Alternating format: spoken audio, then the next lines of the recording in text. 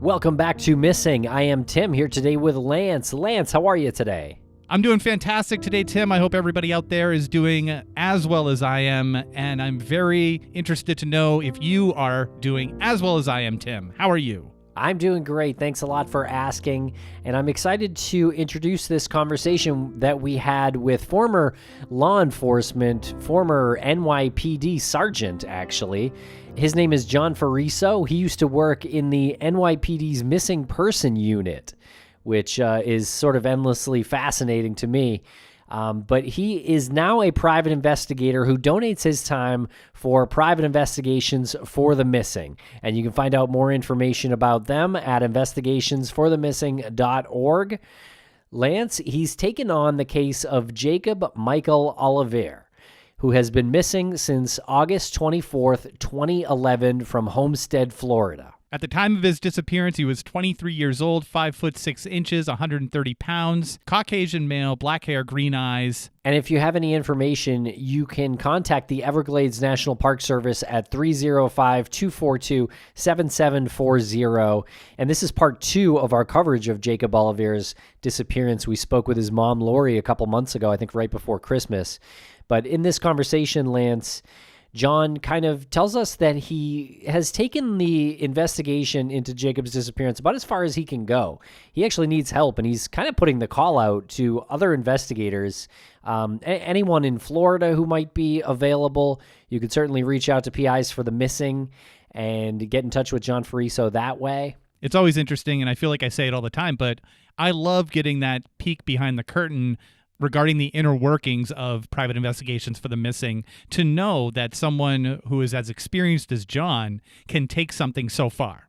And it just goes to show you how difficult this is, even when you're not part of a law agency and you have other cases coming at you.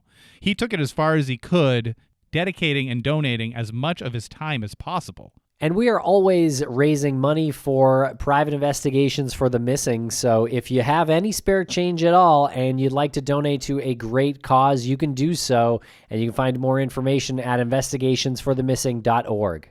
And Tim, if listeners wanted to enjoy this episode without the ads, where would they go to do so? Well, Lance, our listeners can find Missing Premium right there on Apple Podcasts, right in their app. They can subscribe, or if you're not an Apple user, you can go to missing.supportingcast.fm and subscribe that way. It is $4.99 a month. You'll get early releases, you'll get everything ad-free, and our weekly bonus show, which people love. And for anybody who doesn't follow us on social media, Tim, maybe they're just confused as to where to go. Can you give them a little nudge in the right direction? Oh, great point. Yeah, folks can follow us on social media, on TikTok, YouTube, Twitter, Facebook, Instagram. You can follow us at Missing CSM.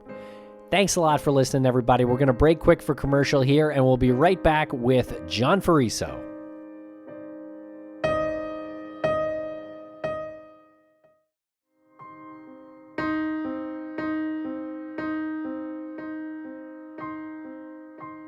John Ferriso, welcome back to the podcast. How are you tonight? Great, guys. Thanks for having me back. It's always good to have some of the investigators, some of the former law enforcement, the people that have donated their time to work with us and the nonprofit Private Investigations for the Missing. So we always love to have you folks back on, talk about some case updates, maybe, anything new that's going on in the life of you as an investigator and working with the nonprofit.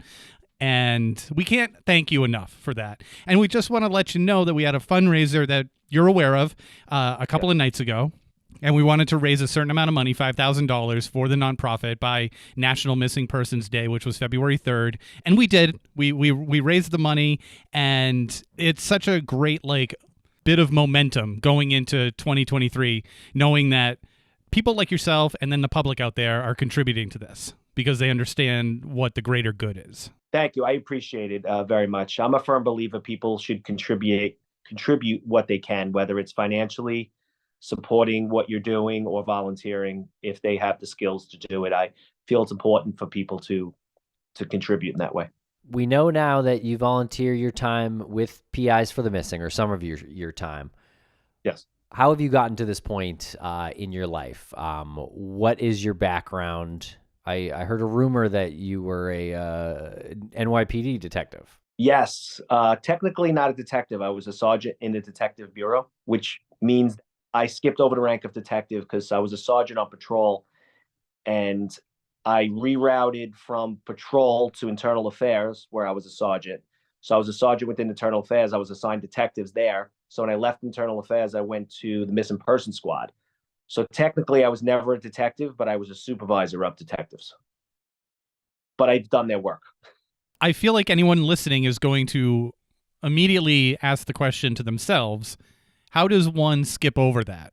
It's very hard to do. I only met two other people who did it the way I did.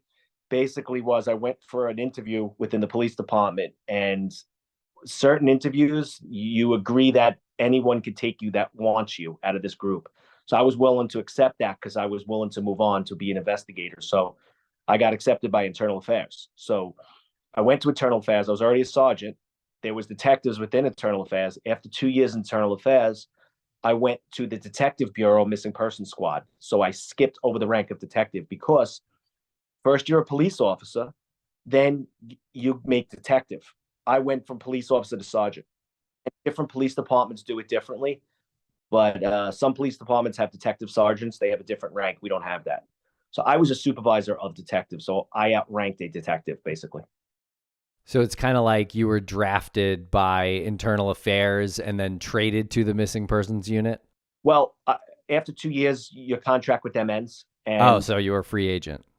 yeah, I was a free agent. So I wanted to be an investigator, and I had already done the investigations, but I always wanted to be in the detective bureau, and I wanted to be a detective. But like I said, I went a different route. So that was my way into the detective bureau. So I was one of the few that, there are others, but I was one of the few that went that route. Very cool. The missing persons unit just seems like a place I'd like to visit. I've seen some videos of it. It seems really, really interesting. Obviously, the work we do, I think, it would be very interesting to walk through those doors. Have you been to that unit recently? No, not recently. I retired 10 years ago. I talked to them on the phone just recently. For my private investigating company, I had a case that I had to contact them because it was a case in Queens. So I reached back out to them to get the ball rolling on where to start. So I'm retired. There's a lot of information they can't give me. Even though I worked there and I could still walk in there and supervise those cases, I'm a civilian now. So there's a lot of information they can't give me. So I might just call up and say, is this case active? And they'll say, yeah, it's active. Okay, give me the case number. So from the case number, I could narrow it down to the borough, go to the borough and speak to the detectives there. The borough as in Borough, Queens, Brooklyn. And then I could get the area where the case is being investigated. So if it's Jackson Heights, Queens, I know that, okay, the person I'm looking for is in Jackson Heights, Queens. So it's my own way of navigating through that. I think what Tim was really asking is if he can or if we can sit in with you while you do this. No pressure there. If you wanted to go into an actual precinct and see how it works, or a detective bureau, see how it works, you would have to go through a lot of red tape within that department. I doubt the NYPD would allow it. Other departments, if you try, you might get in, and you would call it something similar to a ride-along. If you've ever heard of a ride-along. Yeah. Yes. It would be something similar to a ride-along. I mean, you guys have the credentials because of all your followers, and you've already shown that you're willing to do the legwork, and you're willing to, you have such an interest in it, and people are interested in what you're saying. So you guys know a lot about missing persons for someone who never did that type of work. So, I mean, that would definitely help you guys. But I'm basically giving you all the information right now anyway. True. I feel like if I ever did that, I would go in like straight as an arrow, following the rules, and at the end of the day, I'd be a crooked cop. I'd be stealing cocaine from the locker rooms. Bad lieutenant. Yeah, I'd be bad lieutenant by the time I'm out. Harvey Keitel in an afternoon. Okay, John. So you wanted to speak about the disappearance of Jacob Michael Olivier, and we spoke with his mom, Laurie, about 2 months ago or so on the Missing podcast. And this is a a young kid who was 23 years old when he went missing from Homestead, Florida in August of 2011. Yeah, I got the case obviously from private investigators for the missing. So I started out by calling the mother, the biological mother, and she had limited information. So I had sent you today, because I remembered I listened to the podcast that you had the mother on. I sent you today some new photos of him, because the mother was correct that the photo that is they have of him, I don't think is the best description. So it's important that we recent photo of him, because I don't believe he always looked like that. And if he did, just because he cut his hair like that in the very end of when people knew where he was, doesn't mean that should be the photo always shown. So we'll get the new photo out there. We'll start with that. And then I spoke with the mother, and obviously she was an upset mother, and he had went from Texas to Florida. And I interviewed a girlfriend in Texas that he was with. And she did not have the information on why he went missing, but she did know he went to Florida. There is a girlfriend in Florida that hasn't been located yet. So Jacob's time in Florida, it's a little mysterious what he was doing there and why he was there. He does live in Texas, so he drove to Florida. And at one point, he was in Daytona Beach. A receipt was found in his car. And then he drove at one point to the Everglades, Florida, where, unfortunately, that's where his car was located. So this is 2011. Video surveillance is not what it is now. So we can't tell. I haven't seen the video. I have spoken to the investigators in Florida. But ironically, the investigators in Florida are not technically police. They're park police, which means that they have the national parks, which is where the Everglades is. So his car was parked, the mother told me, 20 to 30 feet from the lake. And I've worked many cases that, unfortunately, that's how a suicide happens. So that's the angle, and this is my opinion, that it needs to be looked at, which is his body still in that lake after all this time? It seems to me Jacob's disappearance and the time leading up to it is a little confusing. Can you take us through his timeline? Is there a travel timeline that you have? Yeah, I'm only getting this from secondhand, so I don't even know if the mother is exactly sure. I don't want to quote her exactly on these times. But August of 2011, it seems that he drove his car from Texas to Daytona Beach, Florida. I don't have the exact date when the car was located. I believe it was 2 to 3 weeks, like somewhere within there. So there's a time, 2 to 3 weeks, that a lot was going on, obviously. He went to visit two girlfriends, ex-girlfriends. He took a firearm with him. We know this because it was a .40 caliber, and the holster, which I find very interesting, the holster was found in the vehicle, but that leads me back to the suicide. And so if any foul play did happen, it would have happened between those 2 to 3 weeks where he got involved in the wrong people. But from what I spoke with the mother and I spoke with the investigators in Florida, no one has said that to me about foul play. I'm not saying that didn't happen. I would have to speak to further people. But as of now, I'm still investigating this as a suicide, because the car's parked near the lake. Driving from one state to the other to visit some ex-girlfriends, I mean, doesn't always mean suicide, but when he goes missing afterwards, there's a possibility of that. And I believe he took the firearm with him. The reason I'm bringing up the lake is because I think that if he wasn't in the lake, his body would have been located by now. So I don't know the lakes in the Everglades, but I can only imagine how murky they are and everything else going on with that. So professional divers need to look at that. I've spoken with the investigators in Florida, the park police. They said a search was done of the lake, but they don't know what search, because this is common in missing person cases. By the time a case goes cold, the investigators who had that have gone on to do way other things, and they're hard to keep track with and find. And two of the investigators are deceased that had the case. So by the time the man has it now, the worker in the park has it now, he doesn't even know who to speak to. He has the reports. So it's definitely a cold case. We don't know to the extent of the lake search. It could have been just, the immediate area. It could have been a small boat.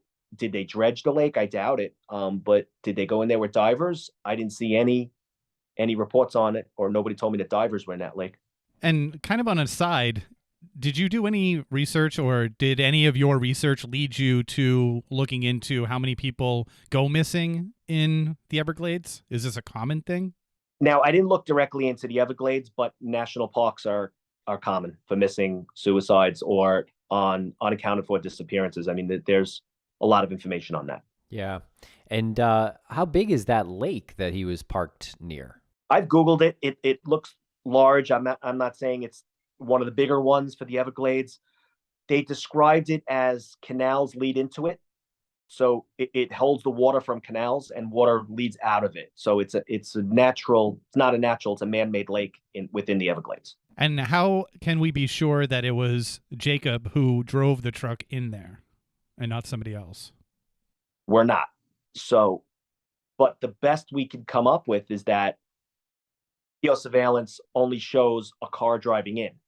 There was no video at the actual lake. So we're going with that he drove that car there. But there is that I have no information on that somebody else was driving his car. But that's not to say that other people can be spoke to that'll say something different. Now, if the ex-girlfriend is contacted or Jacob's other family members and they say something different, then that angle needs to be looked at. If they're going to say that somebody else was driving his car, then that person needs to be looked at. Why are you with his car? Now, it could have been, the car could have been left there and somebody could have left the lake or left the national park. But I mean, I didn't speak with the investigators. I'm sure they would have had video surveillance of a person leaving. Right. Yeah, I was curious if there was another car maybe that entered the park with Jacob's car, the Isuzu. They said no, but the firearm is, let's not forget the firearm. That's a piece of this puzzle.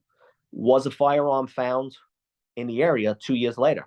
I've asked that question. Somebody needs to look into that. An investigator in Florida needs to look into, was there a firearm found in the Everglades? Did someone find the firearm in the Everglades? I mean, it could have been in the water.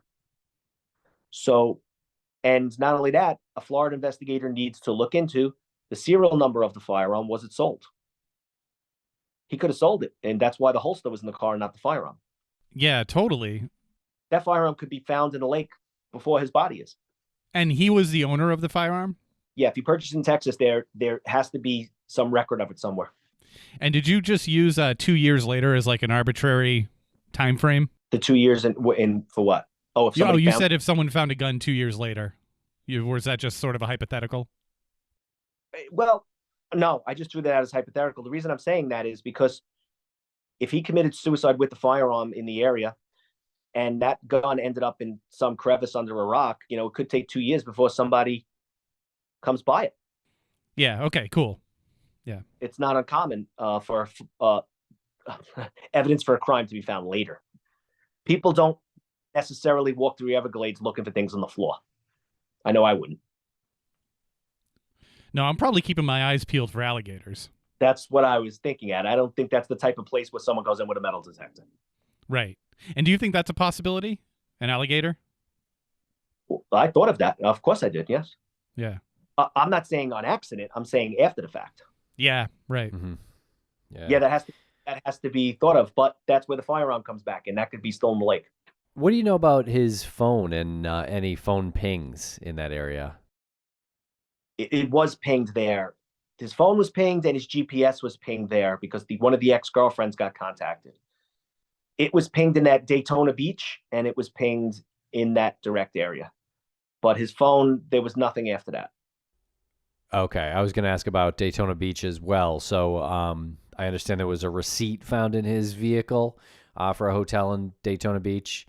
Yes, there was a receipt. Now, there's a possibility that this case was also investigated by the Daytona Beach police or the Miami police, because yes, it happened in a national park, but there is still police around that have jurisdiction. So I don't know how Florida works. I know how the NYPD would do it, but I don't know if Florida said, okay, park police, this is your case, or the park police helped the Miami-Dade police. That's where a Florida investigator needs to look at, because Florida investigators might have a little more information on they may have a cold case on this and a little more information. And not only that, we have to find out if he was investigated in Texas because technically he lived in Texas. He did not live in Florida. So at one point, Texas investigators got a phone call on this from Florida. And what would be the typical response from law enforcement in Texas? I could speak from my experience. They're going to go to his residence to see if he's there. Obviously, if they go to the residence and, the carpet is all redone and they're cleaning the floors, so there's a problem. So they're going to look around the house. They're going to talk to family members. There's not going to be not a major investigation because they already know he's not there. But they will go to his direct place where he lived. And then they're going to take the case. Whether Texas takes the case or Florida, it's going to be Florida but they are going to go to his residence. So something was done back in 2011. And we'll be right back after a quick word from our sponsors. Thanks to our sponsors, and now we're back to the program. Okay, and when you have been looking into the case, who did you speak with from his family and friends? I spoke with the mother, and I spoke with one ex-girlfriend. The ex-girlfriend said that he came to see her in Texas, and he left. The mother said that she hadn't lived with him for years. So I didn't really elaborate on the family dynamics, but she didn't live with him. So Laurie Durham. So I spoke with Laurie, and he had lived. I don't know when the last time he saw her, but she knew he went to Florida. So she was in contact with him. The girlfriend knew he went because he left there. There was another girlfriend in Daytona Beach that he saw.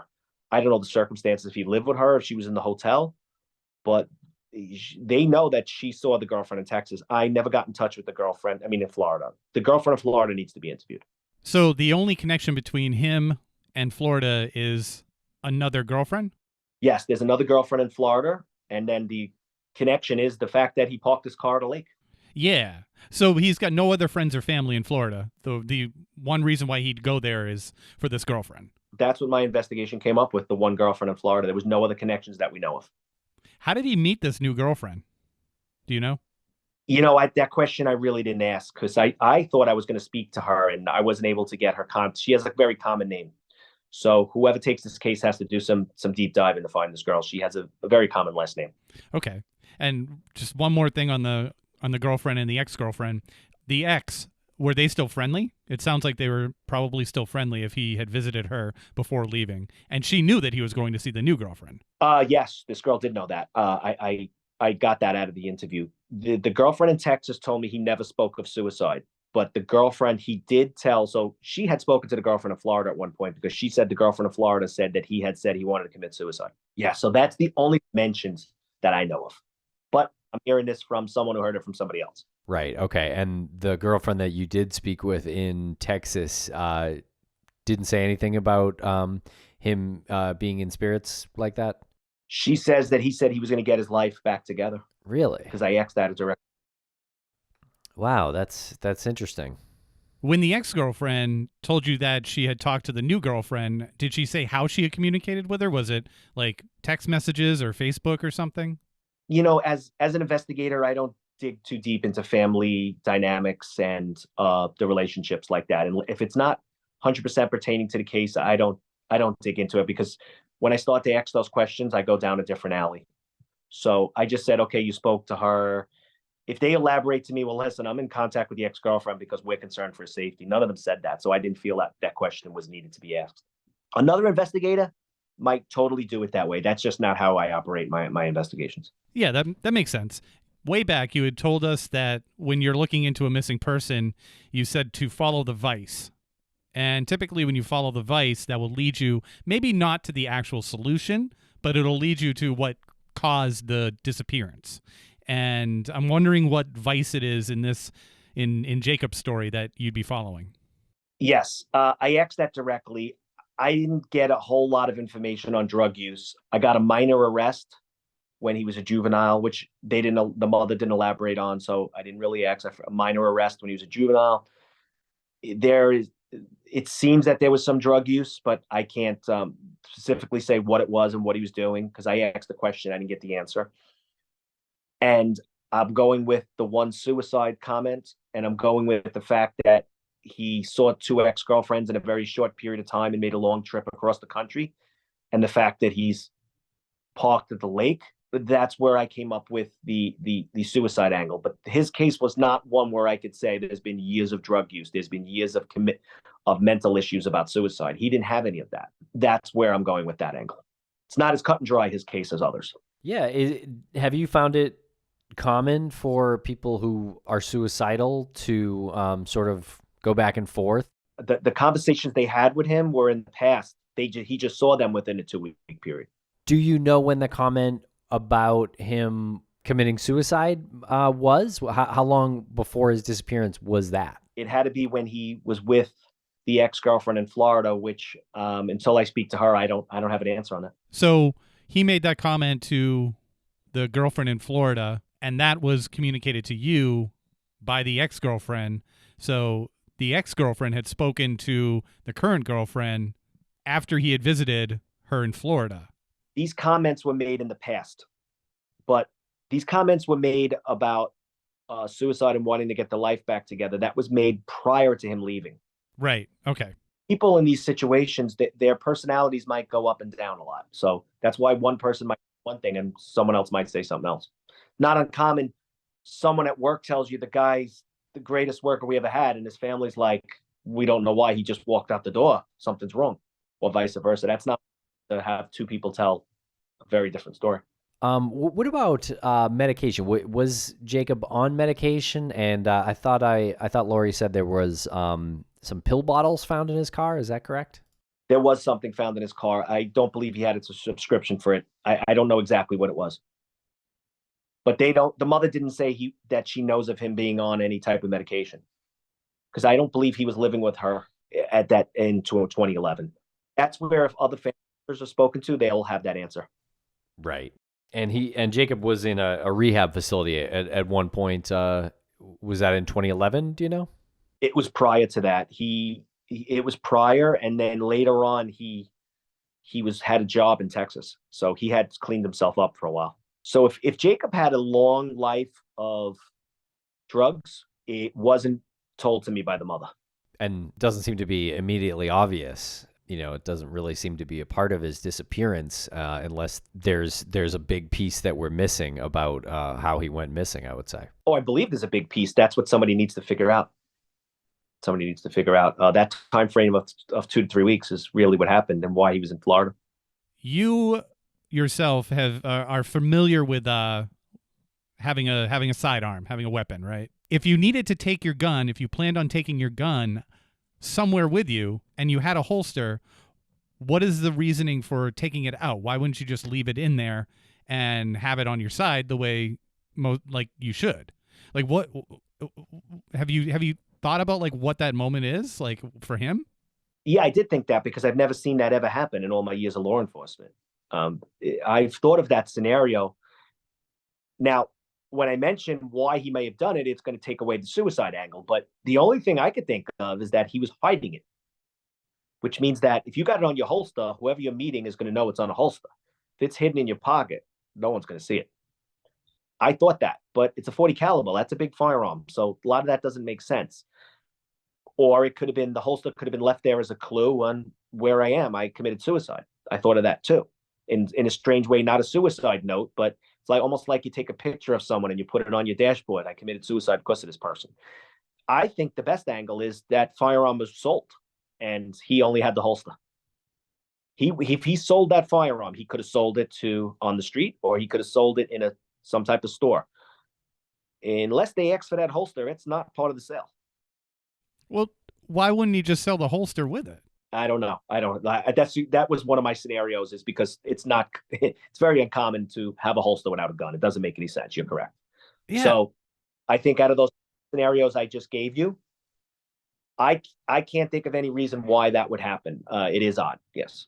It's super odd. I was thinking holster. Okay, so he had a gun. If it was suicide, he used the gun. But where's his body at that point? If his body's in the water, how did that happen? Did he swim out to the middle of the lake and shoot himself? But why wouldn't he keep the gun in the holster if he planned on swimming? Why is he holding the gun? Like, it's such a seemingly small detail that becomes bigger and bigger and bigger the more you think about it. That's why I said, if I say that he hid in his pocket, you're talking about something else. Now, I wouldn't put it past some people, if for whatever, on the very low ends of society, to steal a firearm from a dead body. So that is a possibility, that the firearm was found where his body was and the firearm was taken. I wouldn't. That wouldn't be too surprise me if something like that happened and that firearm could be used in a crime somewhere else. A firearm's worth a lot of money on the street. Oh, for sure. Yeah. I Yeah, mean, but again, we're like trying to deduce like if he was suicidal and depressed, we're trying to figure out the behavior patterns based on our rational mindset. Why would you do that? I've never been in the situation where I was depressed and talking about suicide and I had a gun in a holster and suddenly I make a rational decision to keep it in the holster when I go out to kill myself. Like, I could totally see somebody in his mental state, in his emotional state, taking the gun out and just, not even thinking about like the reasoning why. Sure. Well, yeah. Or we could say it was stolen out of his car 2 days prior and he just had the holster. There's a lot of scenarios there. That firearm could be circulating with some bad people. You never know. And how easy is it then to search, like, so to track the serial number? I guess you could make some kind of call to Texas, and then you could sort of cross-reference that through Florida law enforcement to see if it's been found, or I guess maybe nationwide if that serial number gun had turned up somewhere. Well, they have a registry for a firearm if it's been used in a crime. I'm talking used in a crime as in it's been located, which is a rarity. But if it's been sold, if it's been turned in, it could have been found in the street. Somebody turned it in and it's sitting in an evidence locker somewhere. There's more of a chance of finding the firearm than his body. Let's put it that way. It's like a license plate or a VIN number on a car. More of a chance of that turning up. But it's possible that it has turned up, right? If we don't even know what the serial number is, right? Well, there was a sale of this firearm. It was purchased in Texas, so there's a record somewhere in Texas of him purchasing it. Right. Okay. The family can reopen this case through investigators, or a private investigator could take this case and possibly find that information with some deep diving, digging, some sleuthing. It could be located. This would be similar where if a car was missing, you would look for the VIN number where the car ended up or where the plates ended up. This similar situation to that because all guns have serial numbers. And what if the gun is located? Well, you got a new tip. That's the best you have. Did he sell it? He was looking for money. Did he sell it for drugs? This is a cold case now, so it's getting much more difficult. If this happened a month ago, we would have a much better chance of this. But we're going on 2011, so it could lead you in a direction. Yeah, definitely could, but it doesn't. It's not going to solve the case. I doubt it. No. And do you happen to know what happened to the vehicle after it was discovered? And is it still impounded somewhere, maybe? I believe the vehicle was returned to the father. I'm correct. Right. Yep. Yeah. I remember that. Yeah. So, okay, I remember we also spoke about whether it was processed for any forensic evidence. What's the story on that? You got to remember, a missing person case, and I'm talking from experience, is not handled like a serious crime. Right. It's not. They don't find a suicide note. They don't find blood in that car. If they don't find evidence of something, most departments are not going to do that. There's a lot of crimes going out there for a missing person case, unless it's an abduction or, this probably was looked at like an apparent suicide. They're not going to do any real. There's no crime scene going on that car, and there's no need to. There really isn't. Yeah, I think that's a really important thing to say because we think that way as well, and we know the majority of people who listen to the show and to the majority of people who follow true crime will automatically go to, well, why wasn't the truck processed? Why wasn't the vehicle processed? And to just hear the hard reality of like, well, there wasn't a crime scene. I know that there's a missing person and a gun or the indication that there might have been a gun because it was a holster. I know that feels like to a non-law enforcement person, this is a crime scene, but there's no blood. There's not a significant amount of damage to the vehicle, where it looks like maybe like bullet holes or something. Yeah. So what you got as an adult that isn't around. Yeah, this is where the amateur sleuths come in. And I say amateur sleuths as in people who blog and make text messages and send them out. And they have all these answers of why this wasn't done and what's supposed to be done. But they need to be realistic, is that, crime, there are serious crimes happening out there, and The police departments are understaffed and they do not have all day long to do these things. And if you did a crime scene for every situation like that, there's a lot of really important crime scenes that wouldn't get done. Because if they put in a crime scene on a car at a lake in this situation, I'm sure there was another part in Florida that had a legitimate crime scene going on at that moment. People want the police departments to change their way. Somebody maybe can get that done, but as of now, that's not a major. Missing persons are not a major concern in police departments unless it's an abduction. It's not. Police departments do not put their missing person cases at the top of the crimes they investigate. It's investigated, but it's not at the top. And I know media, movies and stuff, they always have the missing person cases as these big extravagant cases with all these investigators. That's really not what's happening. And that's part of the reason we are doing what we're doing, is because there are cold cases that the investigators have moved on to do active cases. And unless a new tip or a new lead comes in, there's nothing new. So a cold case sits there until something new comes in.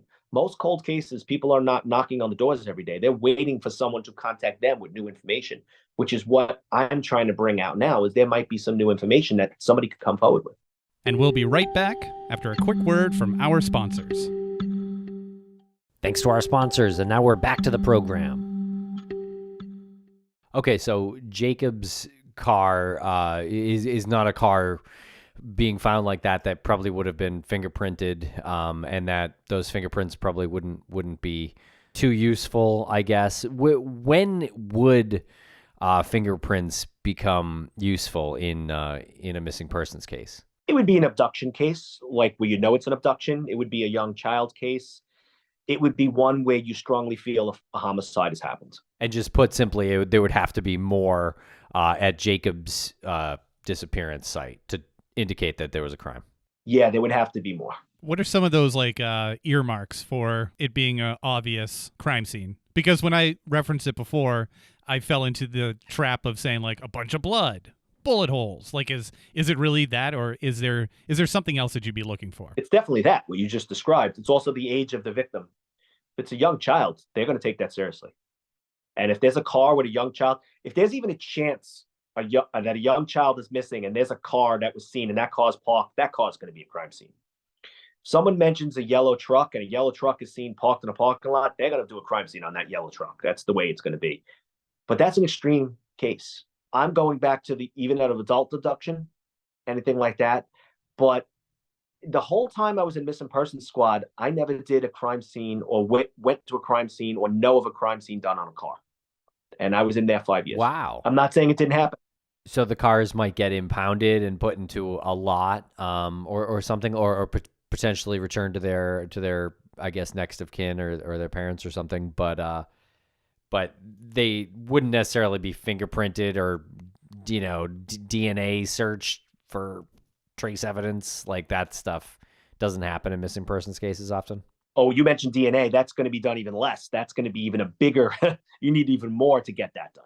I'm not saying you guys are doing this, but quite often people confuse what's done in the movies with what's done in reality. You want to know what's done in reality, you have to talk to an officer, which is what I'm saying right now. What about a third party coming in, like an organization that works with DNA, has a proven track record? Would they have to be invited in, or would they have to approach the police department, or is it sort of a little a column A, column B? Well, let's assume that this car is with Jacob's family. So family could do whatever they want with it. If they want to have an outside agency look into the vehicle, that could be done, yes. Because if the car, from what I was told, is with the family, then the police department they have no rights to that vehicle at this time. So they can have, the family can agree to that. And whatever results are obtained, they can be presented back to the police. They can present it to a district attorney. They could present it to another investigator. But I think you also said if it's still in the impounds. Now, if a car is in an impound, if it's not done through law enforcement, I don't know how you would get a private organization to do it. You'd have to really do a lot of work to speak to the right people and get the right requests done. You might even go see a judge. That's how much, because you have a dual investigation at that point. I'm not saying I never heard of it happening. I've seen it happen, but it was with the approval of the department. And even that time, there was a lot of lawyers involved. I was just going to express my frustration with hearing that story over and over again with all of these missing persons that we talk about. And it's always the case where it's like the police department will say, I'd love to figure this out, love to help, but I just got 15 cases today. Tomorrow's going to be the same. Tomorrow's going to be the same. Like, it's so frustrating because you're all human, you have a level of empathy for families, and it's just the crime doesn't stop. So, yeah, where do you prioritize something that is like textbook definition of not a crime scene? It's a car. It doesn't look like a crime scene. So where does that can't fall like very high on the priority list right from the jump? Oh, it definitely doesn't fall high on the priority list. And back to what you said before, there are investigators all over this country, and any investigator is going to tell you the same thing. They're getting assigned cases every day, and the majority of those cases are going to be solved pretty quickly. They're going to be an arrest made. It's going to be closed.